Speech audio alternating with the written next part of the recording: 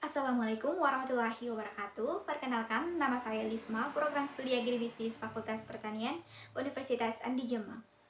Pada video kali ini kita bakal bahas topik yang super penting nih, yaitu hubungan antara pemasaran dan perilaku konsumen. Pertama, pemasaran dan perilaku konsumen. Apa sih itu pemasaran dan perilaku konsumen?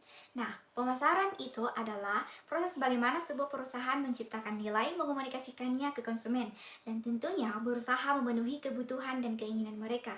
Nah, di sisi lain, perilaku konsumen adalah tentang bagaimana cara konsumen berpikir, memilih, dan menggunakan produk. Dua hal ini saling berhubungan erat. Tanpa memahami bagaimana perilaku konsumen, strategi pemasaran bisa jadi tidak tepat sasaran. Yang kedua yaitu hubungan pemasaran dengan perilaku konsumen. Pemasaran yang efektif selalu didasarkan pada pemahaman terhadap perilaku konsumen. Misalnya nih, kalau kita tahu konsumen suka belanja online di malam hari, maka kita bisa bikin promosi seperti midnight sale, biar lebih tepat sasaran. Atau kalau konsumen kita lebih suka produk lokal dan ramah lingkungan, maka kita bisa sesuaikan pesan iklan dan kemasan produk kita. Jadi, bisa dibilang perilaku konsumen adalah bahan bakar utama strategi pemasaran.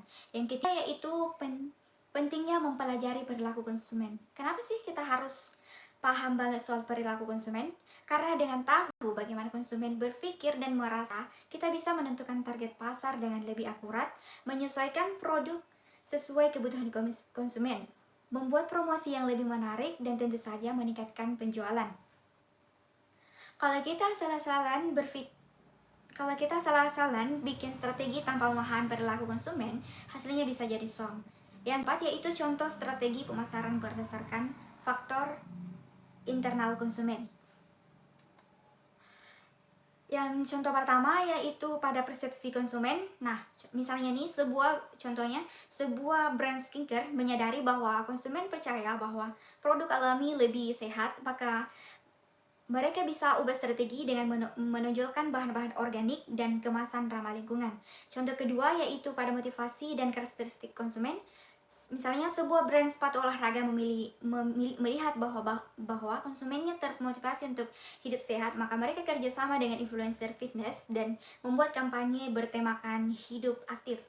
Dengan memahami apa yang ada dalam pikiran dan hati konsumen, strategi jadi lebih tepat. Jadi kesimpulannya, pemasaran dan perilaku konsumen tidak bisa dipisahkan. Semakin dalam kita memahami perilaku konsumen, semakin besar peluang strategi pemasaran kita berhasil.